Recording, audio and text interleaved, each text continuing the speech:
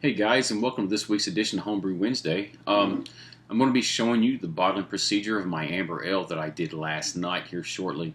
Today is Wednesday, however last night wasn't. I decided to go ahead and take some video recording of what I did last night and go ahead and implement it into the Homebrew Wednesday edition, and so you guys can get a look at that and check that out. I bottled it in 24 12-ounce bottles, and I think I had like 7 or 8. It was probably 8 22-ounce bottles filled up. I could have gotten more out of it, but I did not want to get too far down to where the drudge was in the bottom of the fermenting bucket, because it was kind of dark and I just didn't want to suck none of that stuff up like I had at one time before. You're dealing with a darker ale, sometimes it's hard to maneuver and see what's going on in the bottom of it unless you're using a carboy, which I will invest in later on in the future. I don't have one now, but in the future I will invest in a carboy. I'll do my second stage fermentation in a carboy. That way I can see the bottom of it and be able to know exactly where I'm getting with my racking cane. All right, I'm going to go ahead and have another look at this. The Honey Country Pilsner, or the lager, that I had brewed 3 weeks ago, or actually bottled it 3 weeks ago. I want to see if it's getting a head on it is what it is. I'm very anxious to see if it is, because it's a very good beer, and it's something that I can handle brewing every summer, all summer long, as long as I have a place to do a cold fermentation with it. Let's go ahead and pop it open and see what we got. It's got a great sound popping open. Lose my caps every time. Great sound popping open. Smoky. It smells delicious. Let's go ahead and see what we got in the pour.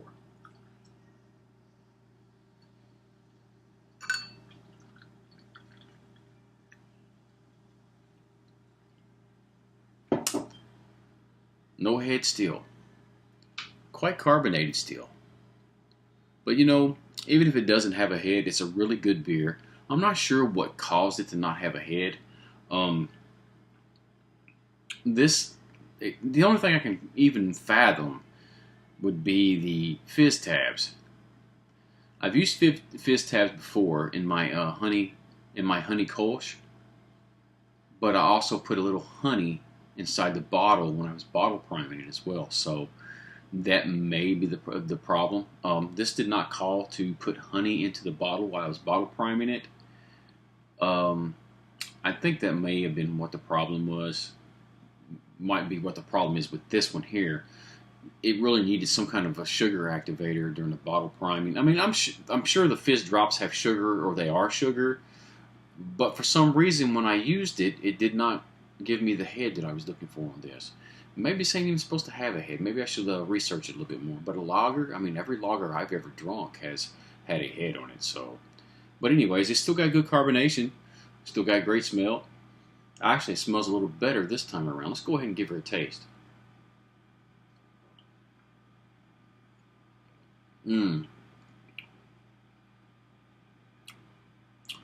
It tastes even better now. It's been a week. It tastes great. Perfect on the hops, the amount of hops that was used. Delicious up front and after flavor. I'm actually getting a fruity flavor on this. Almost an apple cider for some reason. I don't know where that's coming from. That's a little odd. I'm getting an apple, like an apple cider kind of flavor. A very small hint of it in the front and the back of the palate. It's odd, but it's very good. It's refreshing. But anyways, let me go ahead and let you guys watch the bottling process of the amber ale that I done last night, and I'll go ahead and do a voiceover for that as well. But anyways, y'all have a good one. Cheers and 17.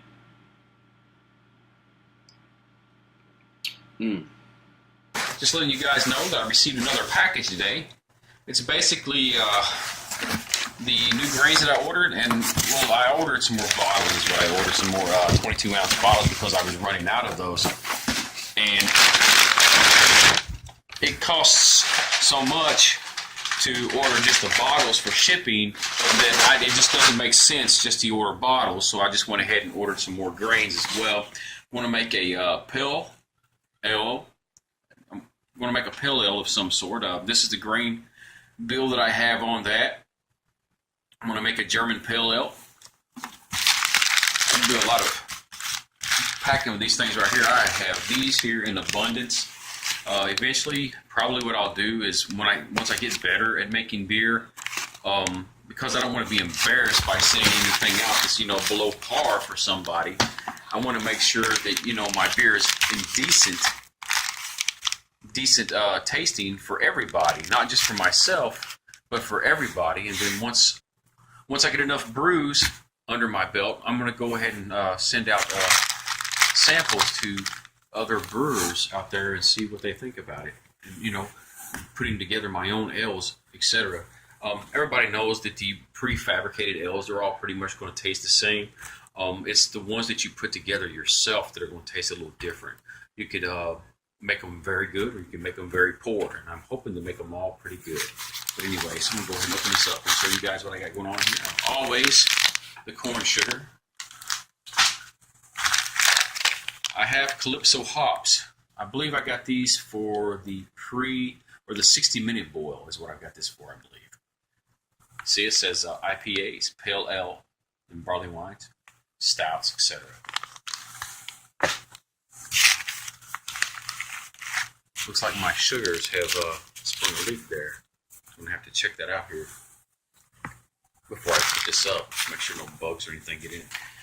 Now, I like this Safale or Safali, I'm not sure how to pronounce it. I like this better than the Danstar yeast. It seems to do a lot better. I will be bottling my amber ale here shortly, and we will be checking out the alcohol level on that as well after using the Safale or Safale. I'm not sure how you pronounce that, but whatever. In that, as my fermenting yeast. I got a pound of Gambrinus honey malts for this pale ale.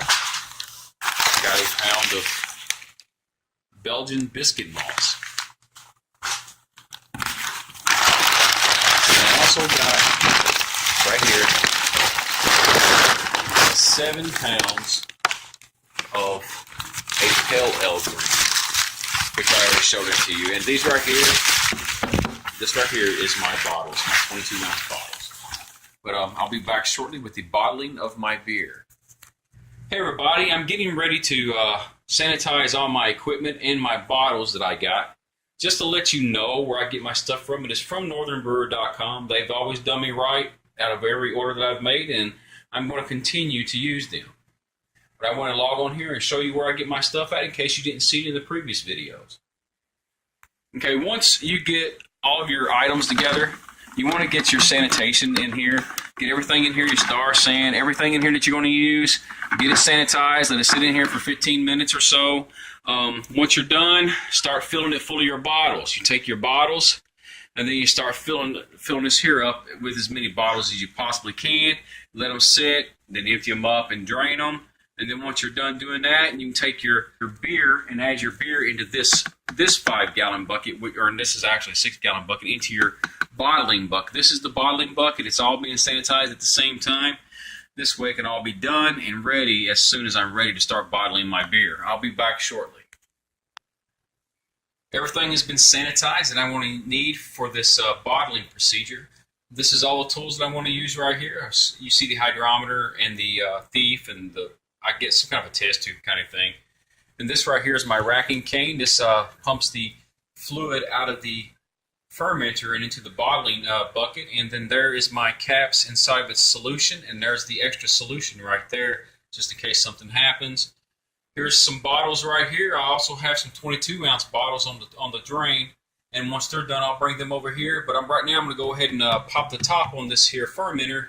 And I'm going to take some fluid out of here and put it inside of the test tube and test the alcohol volume. If you remember, the last time that I showed you this, the original starting gravity, the beginning gravity, was 1.058. we're getting ready to see what it is after I get done pulling it out and putting it inside of that test tube and then checking it with the hydrometer. I'll be back in just a moment. Okay, I have the ale here inside of the test tube looking thing. It turned out a lot darker than I anticipated, so we're going to call this the brown ale because this one here turned out a lot darker than I anticipated. I just wanted a dark amber color, but this is so dark that it can actually be called a brown or a nut brown ale, and that's perfectly fine because it's something that I wanted anyway. Let's check the alcohol. Wow, it dipped really low. I can get this to light to quit shining on it so deeply. Turn this thing around where I can see it better.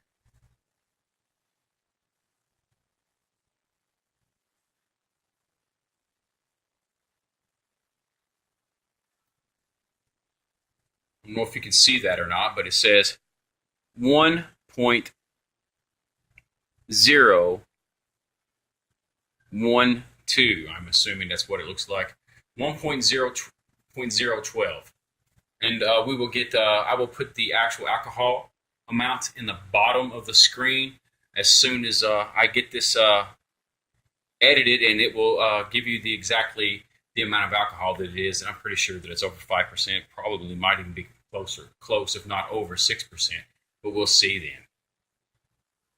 And I'm now racking the beer into the bottling bucket right now. It looks a lot lighter as I'm pouring it into here, but I'm still going to call it a nut brown because it looks like a nut brown ale. And as that goes down, you just lower the racking cane deeper into it until you get to where you get almost all the ale out, but try not to get any of the drudge on the bottom.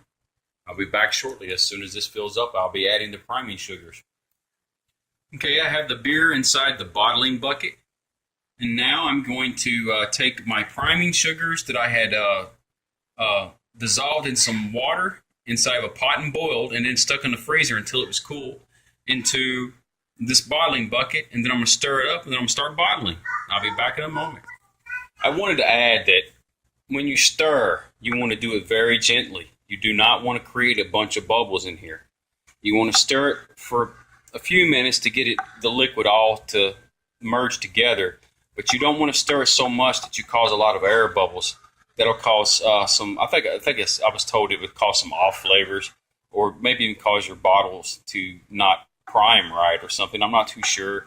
If you know more about it, you can go ahead and post in the bottom. But I just know that you're supposed to do this slowly as you possibly can to keep from creating a bunch of air bubbles. To start at the top first, and then slowly work your way to the bottom. That way you're not getting a bunch of air bubbles inside of your beer that might cause some problems. All right, guys, so now it's time to start bottling, and here's what you do. You turn this here on after you got your hoses connected, and it will fill the hose up until it gets down to this tip. That tip will leak some. That's the reason why I've got this towel down here. But what you do is you got this tip on here, and that helps prevent it from leaking out too much. It'll leak out a very little bit. But what it does, it's got a little tip on the end of it here. I don't know if you can see that. It has a little tip on the end of it there. Then once it presses in, it fills the bottle up. These things aren't the best thing in the world, but they do work. And you just stick it inside the bottle, and you sit there, and you let it fill up, just like this, until it comes out the top a little bit. When it gets almost full, or almost exactly full, you pull back, pull this out of there, and it will leave just enough headspace for your carbonation to build up in there. And I got about 24 or so more bottles to go, and I'll be back later. Don't think I've ever showed you guys, but this right here is the bottle capper that I'm using. You just pretty much just push down on top of the bottles, and it pushes the caps down over the top of them like so. I just finished my first case of beer. This is the small bottles that I do. It's a case of small bottles, and I do a case of big bottles. I have 22-ounce bottles sitting right there.